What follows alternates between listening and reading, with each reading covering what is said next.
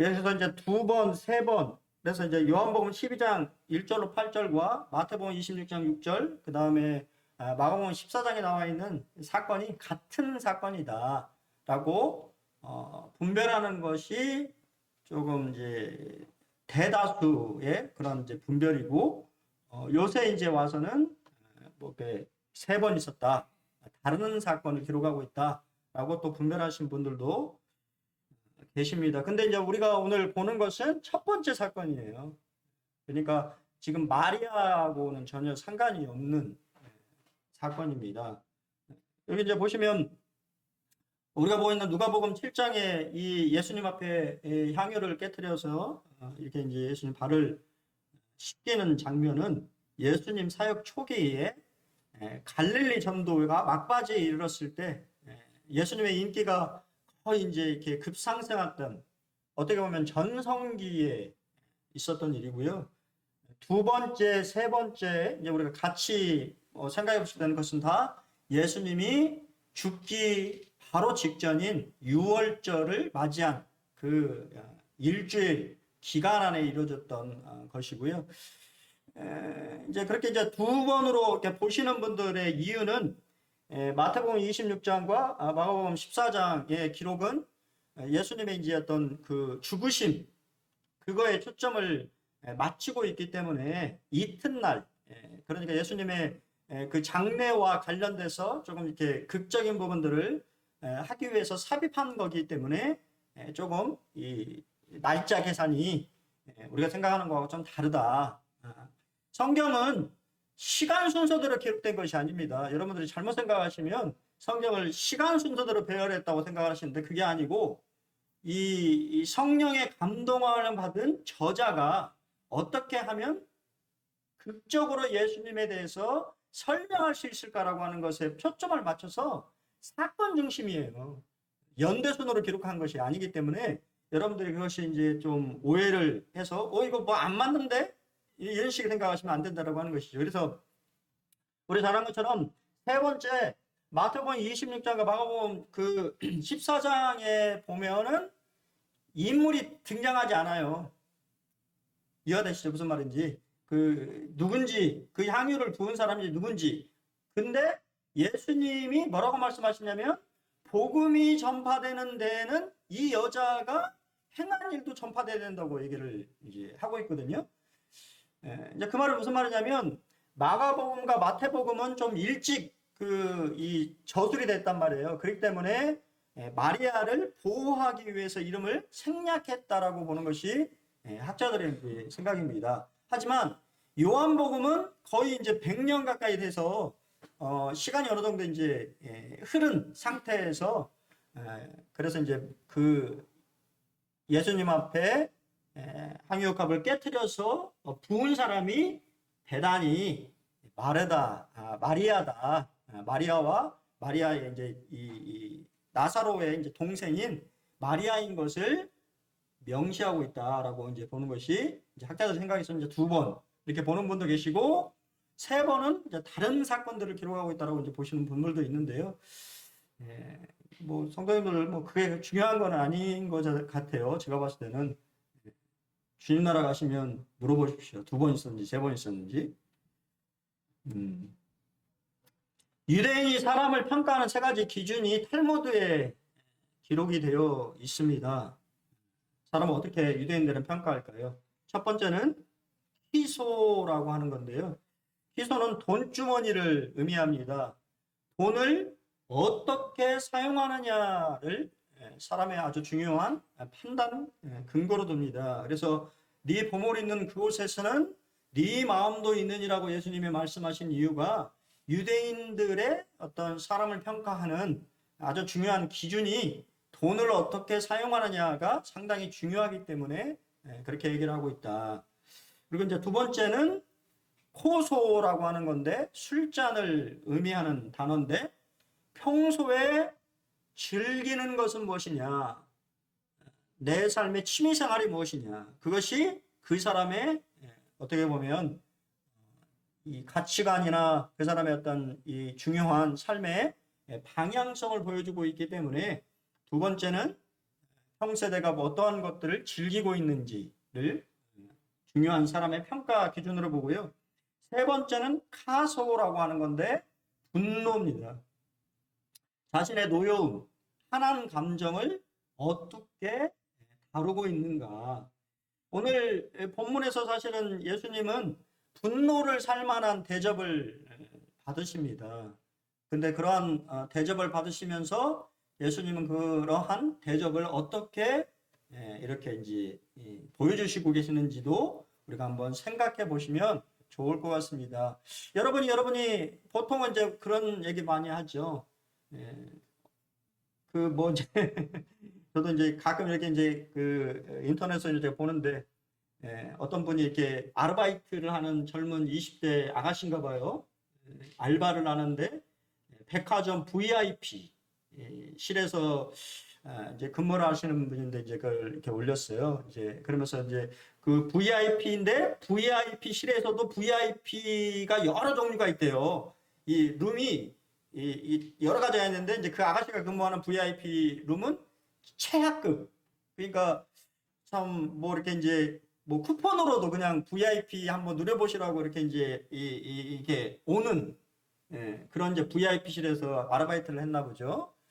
근데 이제 뭐를 어떤 그 서비스를 규정에 의하면 서비스를 이제 줄 수 없도록 되어 있는데 어떤 분이 이제 다른 백화점에 이제 VIP신가 보죠. 하면서 막 이제 자기가 VIP인데 왜 VIP 대우를 안 하냐 뭐 해서 막 갑질을 막 했다고 하는지 그런 얘기를 저는 들으면서 이제 그 아저씨가 그래 내가 잘못한 게 없는데 왜 잘못했다고 해야 되나? 나는 규정대로 했을 뿐인데 원칙대로 했을 뿐인데 자기는 잘못한 게 없는데 다 뭐 매니저부터 시작해가지고 이제 오는 사람들 그러니까 직장에 있는 모든 사람들이 다 잘못했다고 해라. 이제 그렇게 얘기를 하는 게 이제 어떻게 보면 사회에 이제 뭐 그럴 수 있겠습니다만 우리가 그런 이제 글을 보거나 그런 사람 보면 어떻게 생각합니까? 좋게 생각하시나요? 그 사람에 대해서 말은 안 하지만 참 못돼 먹은 사람이다. 에? 인격이 덜 됐다. 그런 얘기를 하죠. 말은 못하지만. 우리가 그러한 상황들에 닥쳤을 때 어떻게 우리의 감정들을 이렇게 다루고 표현하느냐도 상당히 중요한 것 같습니다. 우리가 이제 오늘 본문에 이 두 사람의 이제 등장인물이 등장하는데요. 첫 번째 사람은 한 바리새인이라고 하는 겁니다. 시몬이라고 하는 이름이 명시되어 있습니다. 그가 예수님을 이 뭐 식사에 초대를 했어요. 그래서 처음에 이제 동기를 우리가 좀 생각해 보면 아마 예수님께 대한 단순한 호기심이었을 수도 있고 아니면 그가 어떤 영적인 우리 요한복음의 니고데모처럼 자기가 해결하지 못하는 어떤 진리, 하나님의 나라에 대한 어떤 궁금증, 뭐 이러한 영적인 배고픔에 의한 것일 수도 있고 또 일반적으로 이제 많은 학자들이 얘기하는 것은 세 번째인데요. 예수님을 공격하려고 어떠한 꼬투리를 잡으려고 예수님을 식사 자리에 초대했다라고 보는 것이 좀 일반적인 그런 해석입니다. 어떻게든 간에 이 바리새인은 예수님을 식사 자리에 초대를 했어요.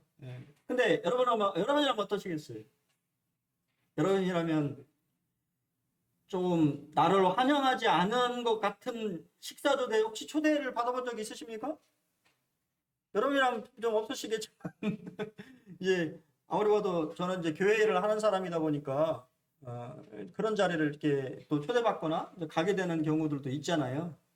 그럼에도 불구하고 당연히 가야 되겠죠. 예수님은 그 사람의 마음, 시몬의 마음을 잘 아셨음에도 불구하고 예수님은 이 바리새인의 집에 들어가셔서 앉으셨다고 성경에 얘기합니다. 예수님께서는 모든 계층의 사람들을 위해서 사역하셨어요. 구별하지 않으셨습니다. 그리고 그분은 모든 사람에게 다가가기를 원하셨습니다. 이것을 사도 바울은 그의 사역에 대해서 말하면서 내가 모든 사람에게 자유로우나 그리스도인은 모든 사람에 대해서 자유롭지요. 하지만 스스로 모든 사람에게 종이 된 것은 더 많은 사람을 얻고자 합니다라고 섬김의 동기에 대해서 우리에게 얘기를 해주고 있습니다. 우리가 누군가를 섬기는 이유는 그 영혼을 주님 앞에 어떻게 하면 인도할 것인가에 대한 그러한 간절한 마음에서 그들을 섬기는 것이죠. 주님 또한 시몬을 어떻게 보면 사랑하시고 그를 빛 가운데로 인도하시기를 원하셨던 것을 보게 됩니다. 캠벨 모가는 예수님은 그 여인을 사랑하시는 것만큼이나 시몬을 사랑하셨습니다. 시몬의 집에서 주님은 시몬의 눈을 뜨게 하셔서 빛으로 인도해 주시려고 노력하셨습니다. 우리는 이 사실을 기억해 보실 필요가 있어요. 예수님의 입장에서는 지금 우리 등장하고 있는 한 죄인의 이 섬김뿐만 아니라 시몬에 대해서도 예수님은 상당히 관심을 가지고 있고 그를 어떻게 하면 주님 앞에 인도할 것인가에 대해서 고민하고 계셨다라고 하는 사실을 우리는 기억해야 됩니다.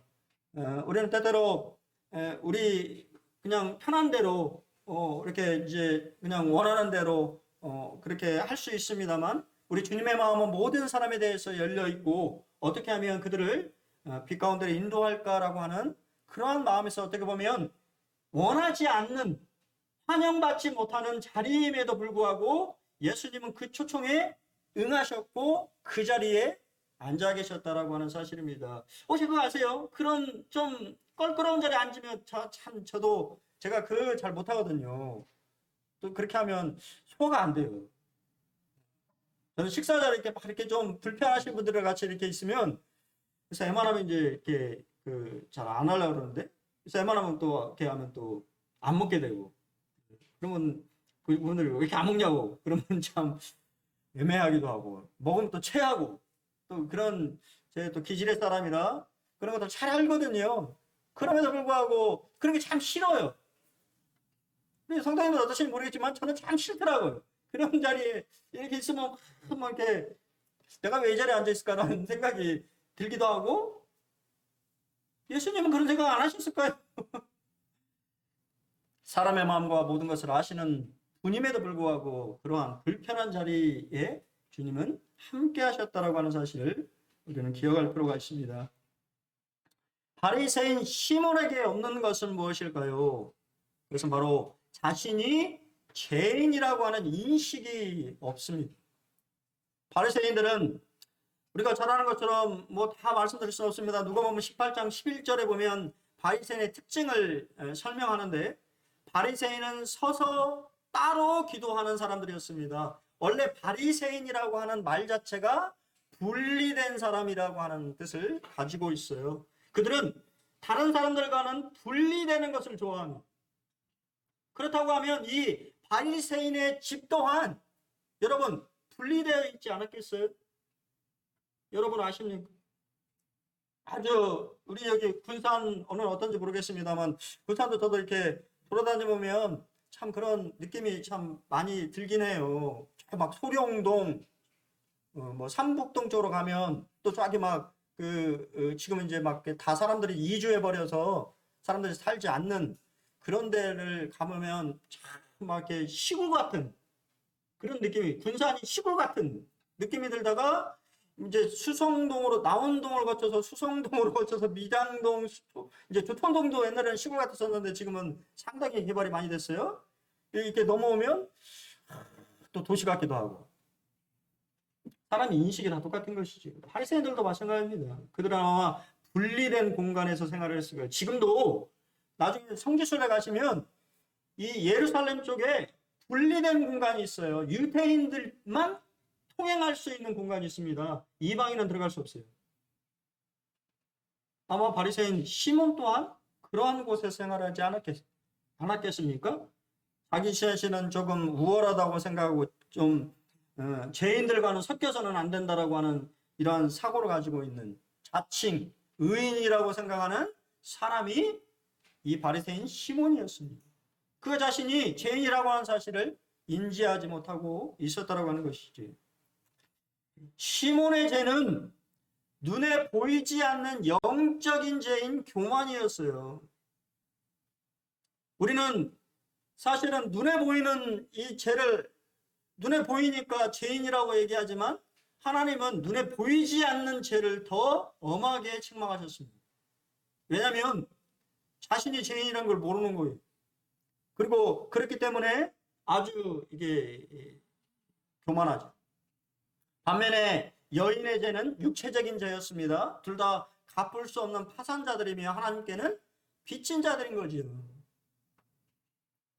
교만은 우리를 죄의 포로로 만듭니다. 다른 사람의 죄에 초점을 맞추면서 우리의 죄를 못 본 척하려는 헛된 시도입니다. 그렇기 때문에 교만은 영혼의 눈을 가려서 주님이 우리에게 간절히 주고 싶어 하시는 은혜의 선물을 보지 못하게 만든다고 스웨인도는 말하고 있습니다. 우리 눈이 교만하게 되면 내 죄가 보이는 것이 아니고 다른 사람의 죄가 보이는 것입니다. 그리고 다른 사람의 죄를 판단하고 정죄하는 거예요. 자기 자신의 모습은 보지 못하고. 그러한 상태가 되면 하나님이 주시고자 하는 놀라운 용서나 하나님의 자비나 긍휼에 대한 부분들을 보지 못하는 것이지. 어떻게 보면 하나님 주시고자 하는 더 값진 은혜를 놓쳐버리는 것입니다. 바리새인 시몬에게 없는 것은 무엇입니까? 영적인 식견이 없었어요. 바리새인이 좀 이따 좀 우리가 살펴보겠습니다만 사실 이 여인은 동네의 창녀였습니다. 대부분의 학자들이 그렇게 보고 있어요. 여러분 생각해 보십시오. 한 모든 사람이 그 동네에 모든 사람이 죄인이라고 알고 있고 더러운 여자라고 알고 있는 여인이 갑자기 우리 용대행제님 발을 와가지고 발을 벗겨가지고 막 눈물을 흘리면서 지금 이 시간에 갑자기 문을 열고 들어와가지고 이상한 여자가 와서 우리 용대행제님 다리를 막 눈물을 흘리고 있습니다. 여러분 어떻게 생각하시겠어요?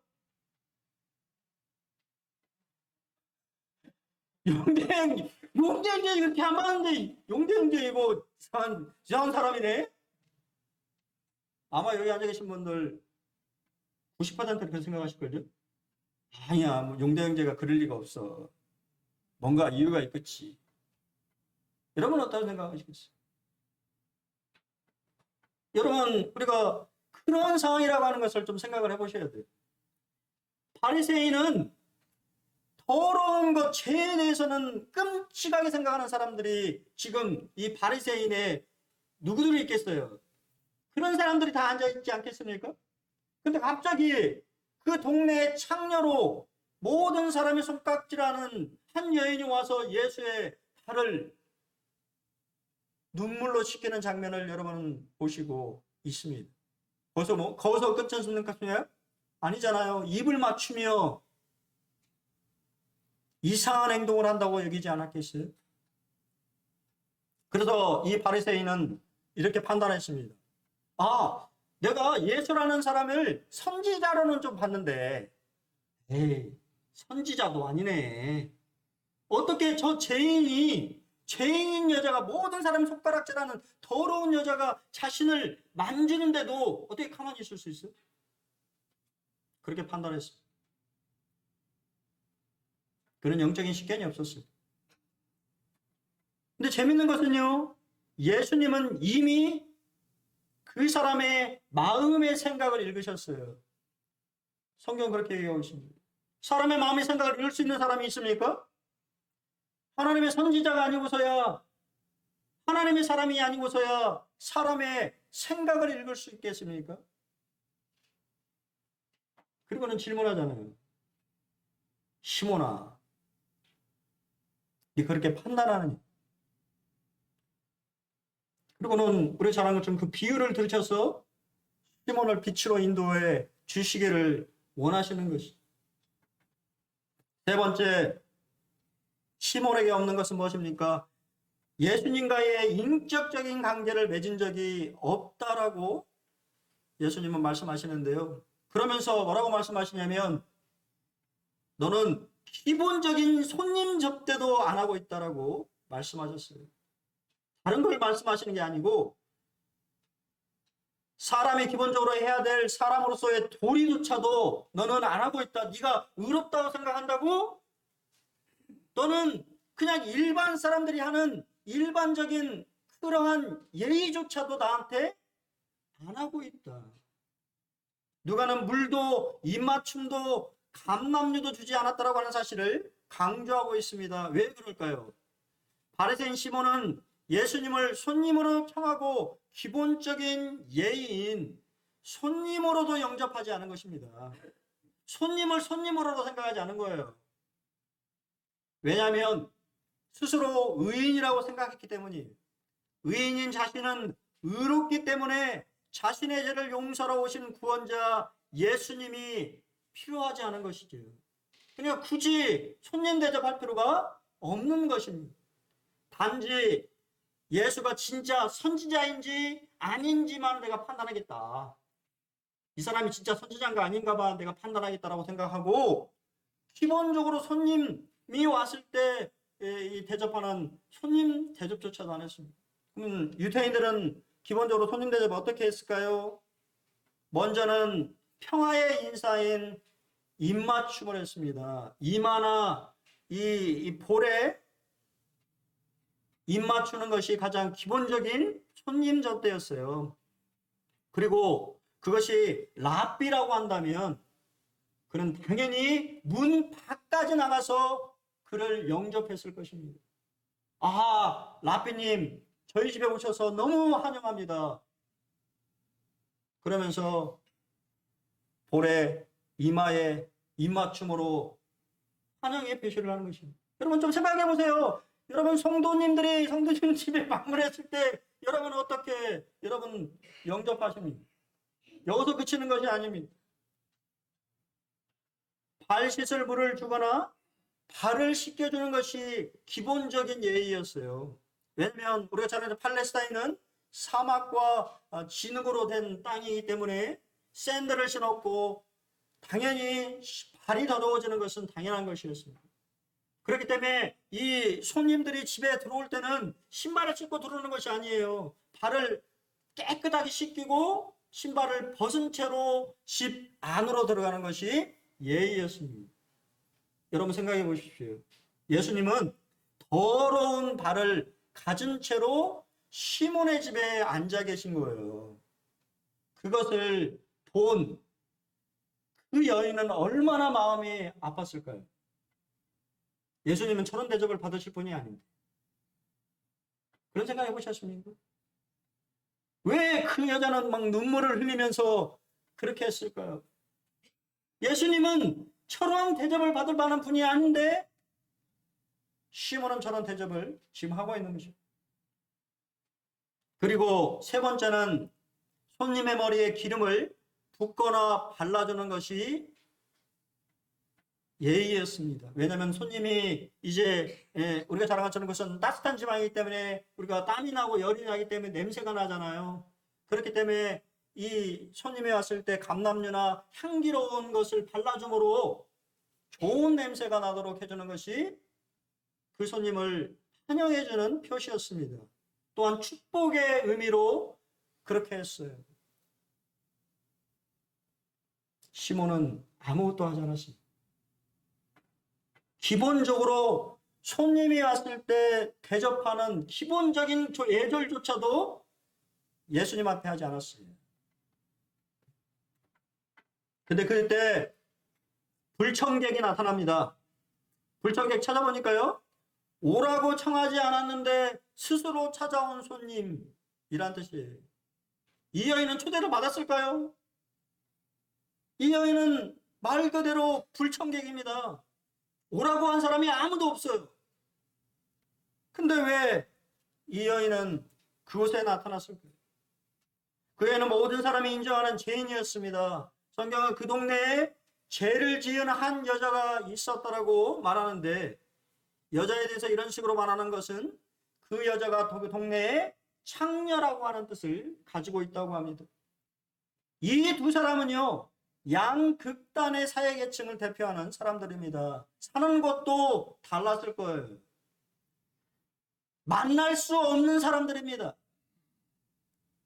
바리새인은 아마 경치 좋은 아주 좋은 풍경을 가진 곳에 이치에 살던 사람이었을 것이고, 이 창녀인 이 여자는 어디 저 흠이진 사람들이 거의 다니지 않은 그러한 곳에서 살던 그 사람이었을 것이에요.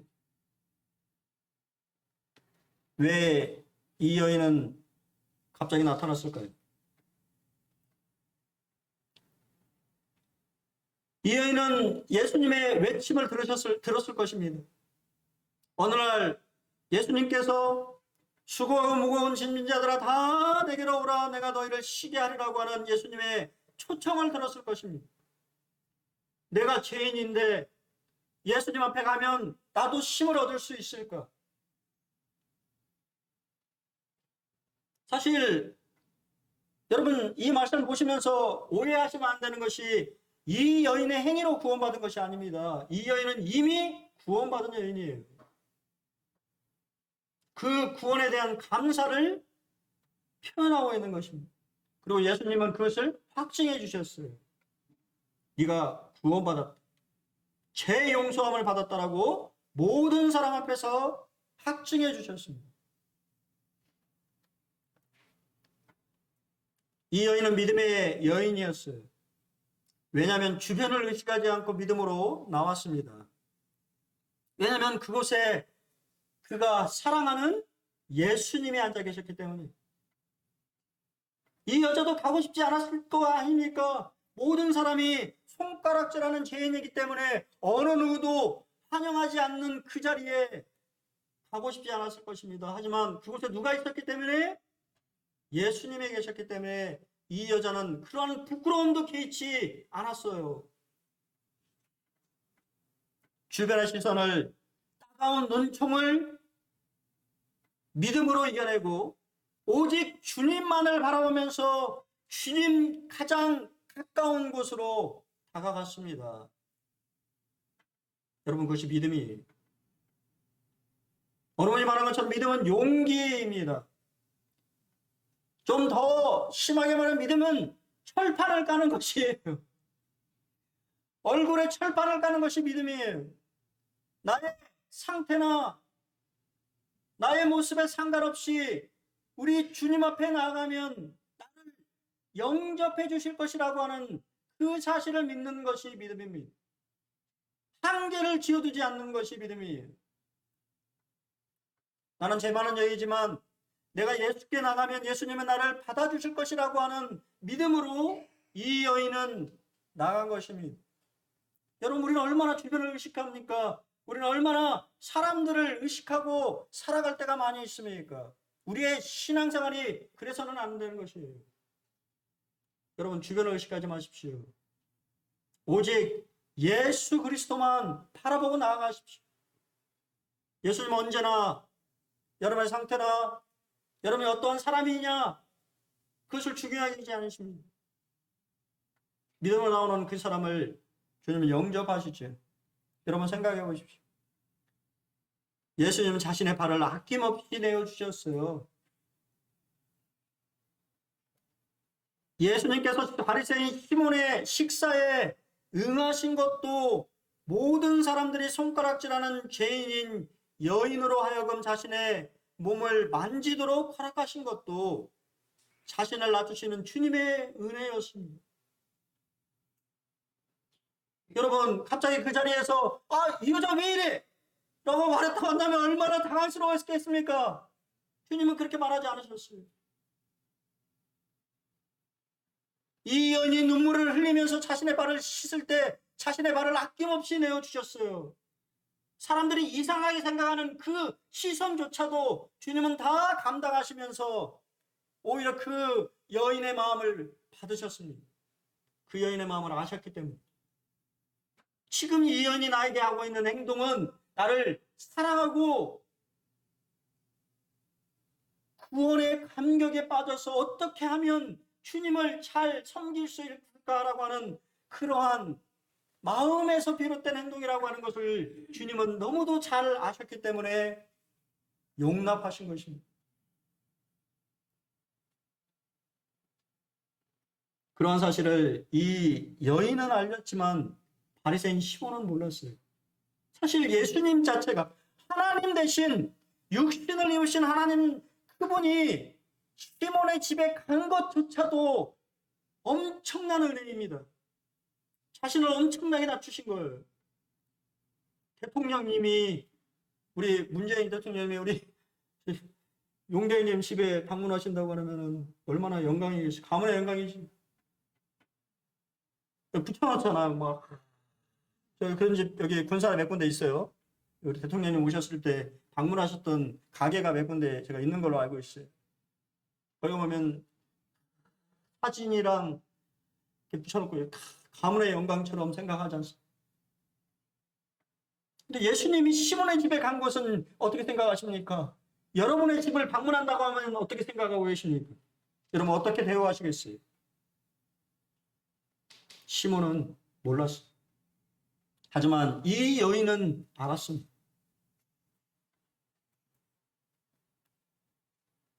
찰스 스윈돌은 이것을 수용이라고 하는 말로 표현했는데 참 은혜가 됩니다. 찰스 스윈돌은 이것을 자신의 교회에서 여러 번 설교했다고 얘기합니다. 왜냐하면 그것이 아주 중요한 진리이기 때문이에요. 수용은 어떠한 편견도 갖지 않으며 결점이 보여도 오히려 그 사람의 잠재력의 가능성을 열어놓는 것을 의미한다. 수용은 다른 사람들이 결점을 감추지 않고 있는 그대로의 모습을 볼 수 있게 하는 은혜다. 여러분 이 단어의 무게를 아십니까? 찰스 스윈돌은 그러면서 이렇게 얘기합니다. 수용의 은혜가 가장 크게 미쳐야 될 가정과 교회에서 그러한 은혜를 찾아볼 수가 없다. 여러분 우리 자녀나 또 우리 성도들을 수용하고 있습니까? 아니면 믿지 않는 어느 분이 교회에 왔을 때 여러분은 그런 사람들을 수용할 준비가 되었습니까? 여러분 어떠세요? 교회는 어떤 곳인가요? 교회는 거룩한 곳이지만 동일하게 그 거룩함이라고 하는 것은 거룩함을 나눠주는 것입니다. 수용하는 것이에요. 받아줘야 되는 것입니다. 바다는 강물의 더러운 찌기들을 다 받아주잖아요. 그것이 바로 하나님의 사랑과 수용입니다. 예수님은 이 여인이 죄인이라고 하는 사실, 손가락 받는 여인이라는 사실, 창녀라고 하는 사실을 아셨음에도 불구하고 그 여인의 그러한 행동들을 다 수용하셨어요. 여러분 어떻게 하시겠어요? 저도 이렇게 생각해 보니까요, 수용성이 낮은 사람이더라 라는 생각을 하게 되었어요. 참 나도 잘 수용하지 못하는 사람이고, 쉽게 말하면 꼴을 못 보는 사람이구나. 좀 꼴을 봐야 돼. 결점이 보이고 또 이렇게 실수가 보여도 가능성과 잠재력을 보면서 오히려 그들을 위해서 기도하고 이게 받아들여줄 수 있는 그런 넓은 마음이 참 있으면 참 좋겠다. 그런 마음을 참 꿈꾸는데 내 마음은 밴댕이 소갈딱지 같은 마음이구나라고 하는 것을 참 깨닫게 됩니다. 주님은 밴댕이 소갈딱지 같은 마음이었을까요? 아닙니다. 하나님의 마음은 다 받아들일 수 있는 마음이었어요. 주님의 용서에 감사와 감격으로 섬겼습니다. 주님의 용서에 감격한 그녀는 사랑하는 마음을 섬김으로 표현했어요. 마틴 루터는 그 여인의 눈물을 마음의 물이라고 했습니다. 그녀가 흘리는 눈물은 그녀의 마음의 물이었습니다. 구원의 은혜에 감격하여 주님의 발을 감사의 눈물로 적셨습니다. 여러분 사랑은 낭비가 따르는 것입니다. 죽어도 아깝지 않은 것이에요. 과도하다고 생각하지 않는 것입니다. 혹자는 이 여인의 이 향유가 500데나리온의 가치가 있을 것이라고 보는 분들이 많이 있어요. 500데나리오면 1년 6개월치 월급입니다. 이 여인은 주님의 발에 1년 6개월치 월급을 부었어요. 자신이 그 돈을 어떻게 벌었을까요, 여러분? 이 여인이 어떻게 벌었겠습니까, 그 돈을? 아까워하지 않았어요. 사람들은 낭비라고 생각할 수 있지 모르지만 주님은 그 여인의 마음을 받으셨습니다. 주님을 향하는 우리의 마음은 어떻습니까? 주님을 향해 아까운 것이 있습니까? 주님의 일을 하면서도 자꾸 머릿속으로 계산하고 있지는 않습니다. 정말 주님을 사랑한다고 한다면 여러분, 낭비처럼 보이지만 주님은 그 마음을 받으시는 것입니다. 낭비가 아니라고 말씀하십니다. 그녀의 섬김의 자리는 주님의 발곁이었습니다. 여러분의 섬김의 자리는 어디입니까? 모든 믿는 자에게 어울리는 자세입니다. 그것은 유익이 많은 자세예요. 울며 참여하는 자, 안식을 얻은 핵심자, 강구하는 중보자, 즐겁게 배우는 자, 감사하는 예배자, 주님의 영광을 보고 있는 성도, 모든 사람이 취해야 할 자세는 주님의 발 앞에 무릎 꿇는 것이에요. 그것은 안전한 자세입니다. 그러한 자세를 취하는 자를 예수님은 결코 거절하신 적이 없어요. 여러분이 주님 앞에, 주님 발 앞에 무릎 꿇게 될 때 주님은 여러분의 간구를 들어주시는 것입니다. 그 외침을 받아주시는 거예요. 거절하지 않으시는 것입니다. 여러분, 우리 군산번의 성도님들, 참 우리가 이러한 섬김의 자리에 있기를 참 원합니다. 주님을 사랑한다라고 하는 것은 섬김의 자리로 나아가는 것이에요. 섬기는 자가 주님을 사랑하는 자인 겁니다. 여러분이 그러한 분들이 되기를 축원합니다. 그럼 어떻게 많이 사랑할 수 있을까요? 사랑은 강요가, 어제도 우리 문인호 형제님이 그 얘기 하시는데 참 마음에 되었어요. 우리 아가서에도 그런 게 나오잖아요. 사랑은 돈으로 살 수 없고 사랑은 강요할 수 없는 것이에요. 그렇지 않습니까? 강요한다고 사랑하나요? 야, 너 나 좀 사랑해봐. 사랑해지나요? 안 되는 것입니다. 그럼 어떻게 사랑할 수 있을까요? 성경은 47절의 원칙을 우리에게 말해주고 있어요. 많은 용서를 받은 사람은 많은 사랑을 하는 것이다. 예수님은 시몬에게 진실을 말해주었습니다. 너는 안 했고 안 했어. 네가 죄인이 아니라고? 너는 인간이 기본적으로 해야 될 기본적인 예의조차도 나한테 안 했고 안 했어. 넌 인간도 안 된 덜 떨어진 사람이야. 여러분, 우리는 어떤가요? 우리가 성도라고요. 우리는 하나님 앞에 마땅히 해야 될 것을 얼마나 안 하고 있습니까? 하나님 앞에 마땅히 돌려야 될 감사와 섬김과 그런 것들 여러분 하십니까? 안 하고 계시잖아요. 내가 죄인이 아니라고요? 하나님 앞에 아무 그냥 당당히 나올 수 있다고요? 천만의 말씀입니다. 어느 누구도 하나님 앞에 당당히 나올 수 있는 사람은 아무도 없어요. 하나님의 말씀을 비춰보십시오. 여러분이 안 하고 있는 것이 얼마나 많은지, 여러분이 어떤 사람인지 성경이라고 하는 거울을 비춰보십시오. 내가 어떤 모습의 사람인지. 나 뭔가 하고 있다고요? 천만의 말씀이에요. 나는 안 하고 있습니다. 해야 될 것을 안 하고 있는 것이 너무너무 많이 있는 사람이 나 같은 사람이에요. 근데 그럼에도 불구하고 우리 주님은 나무라지 않으시고 용서하시는 분이란 말이에요. 그래도 네가 참 좋구나 라고 말씀하시는 분이 주님이십니다. 그렇기 때문에 그분이 좋으신 분인 거예요. 우리가 그 사실을 깨닫고 주님 참 형편없는 사람이군요 라고 주님 앞에 통회하고 나올 때 주님은 그래 내가 네 마음을 안다. 내가 그 마음을 네가 알기를 원했다고 말씀하시고 그러한 마음으로 나오는 사람을 구원하시고 그러한 사람의 마음을 받으시고 멸시하지 않으시는 분이 우리 하나님이십니다.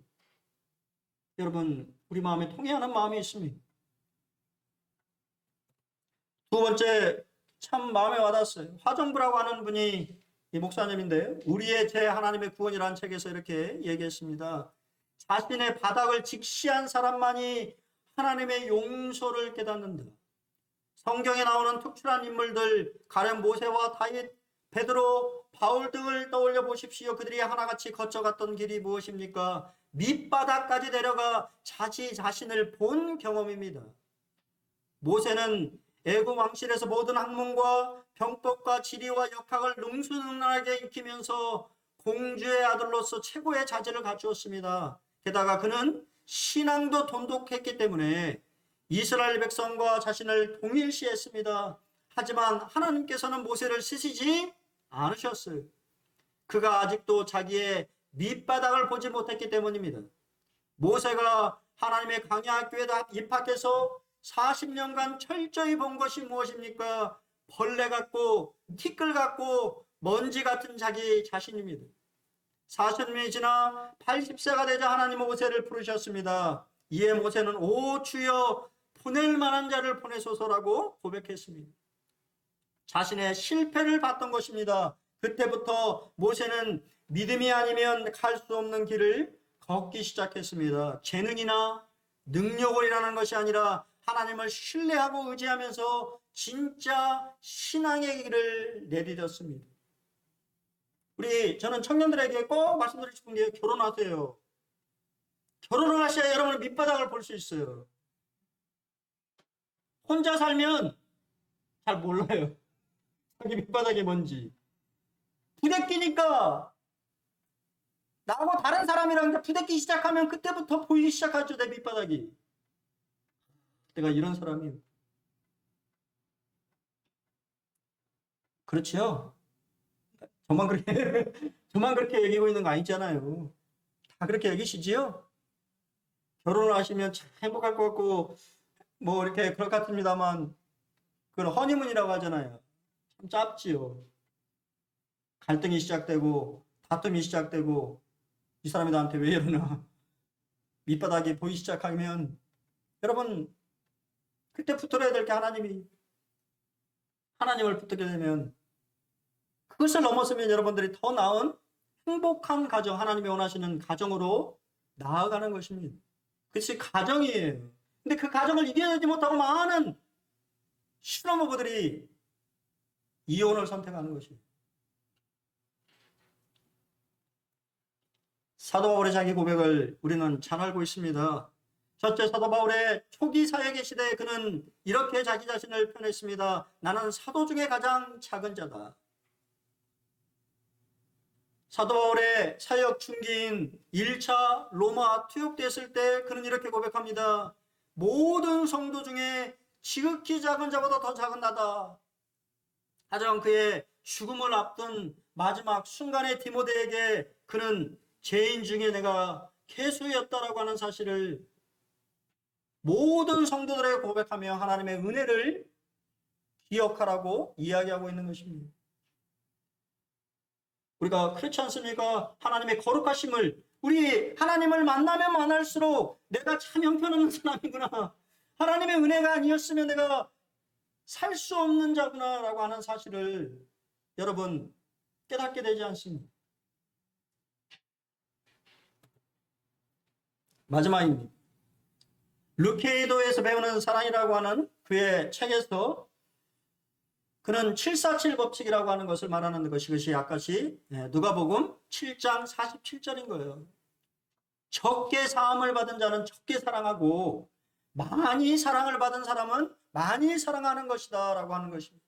사랑의 비결은 사랑받으며 사는 것입니다. 우리는 사랑을 짜내려고 노력하고 또 노력합니다. 여기에 혹시 빠진 것은 없을까요? 사랑의 첫 발자국을 다른 사람에게 하는 것이 아니라 하나님께 향해야 하는 것은 아닐까요? 사랑할 수 있는 비결은 먼저 사랑을 받는 것 있는 것이 아닐까요? 사랑을 받는 것이죠. 사랑을 먼저 받고서야 줄 수 있는 법입니다. 우리가 서로 사랑하면 그가 먼저 우리를 사랑하셨기 때문입니다. 그게 참 중요한 진리인 것 같아요. 우리 가정에서도요, 우리 자녀들에게 사랑을 많이 주십시오. 그렇게 사랑을 많이 받은 자녀들이 나중에 다른 사람들에게 또 사랑을 많이 줄 수가 있는 거예요. 하나님의 사랑을 여러분 많이 받으시기 바랍니다. 하나님의 사랑을 많이 누리시길 바랍니다. 그래야만이 여러분이 다른 누군가에게 사랑을 조금이나마 나눠줄 수 있는 그러한 사람의 섬김의 자리에 설 수 있는 것이에요. 여러분, 그러한 하나님의 풍성한 사랑 가운데 여러분의 사랑을 표현할 수 있는 그러한 분들이 되기를 참 소원합니다. 우리 이 여인이 자신의 이 주님을 사랑하는 마음을, 자신의 모든 것을 어떻게 보면 정말 부끄러운 그러한 모습이었을지 모르지만 자신의 모습을 표현했던 것처럼 우리도 우리 자신을, 우리 주님을 정말 여러분들이 사랑한다고 한다면 그러한 사랑하는 그러한 것들을 조금이나마 섬김의 모습으로 표현해보면 어떨까라고 하는 생각을 하게 됩니다. 이번 한 주도 우리 군산번호 성도들이 주님의 사랑에 푹 잠겨서 다른 누군가를 섬길 수 있는 그러한 삶을 사시기를 바랍니다. 이상으로 말씀을 마치겠습니다.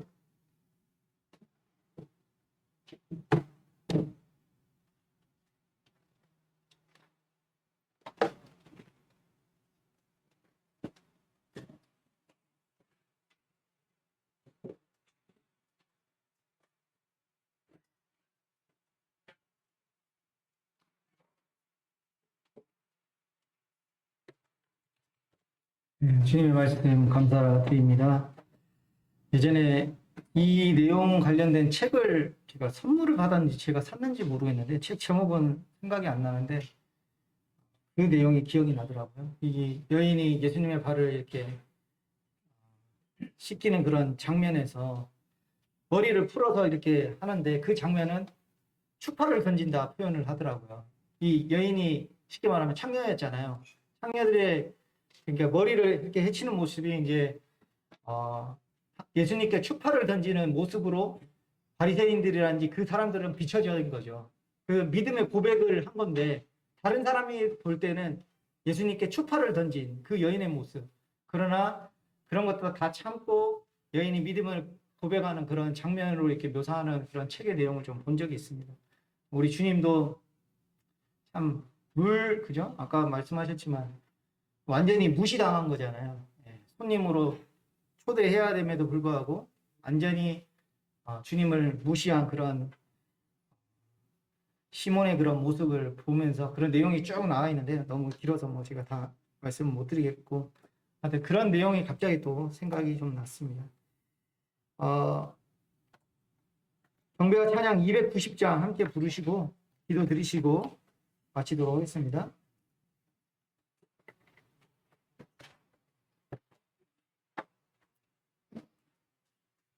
경배와 찬양 290장입니다.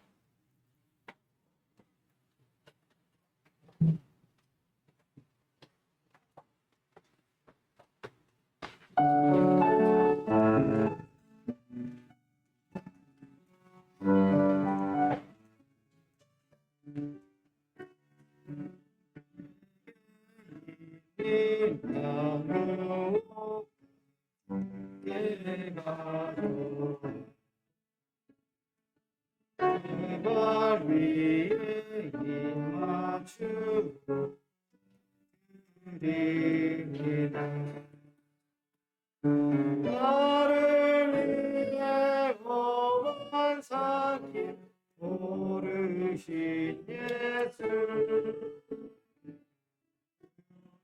마다 크신 사랑 놓았네 내게 있는 양육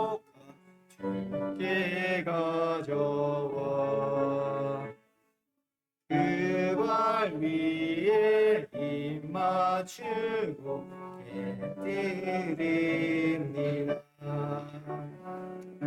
나를 위해 십자가에 오르신 그발 흘린 피로 나의 죄를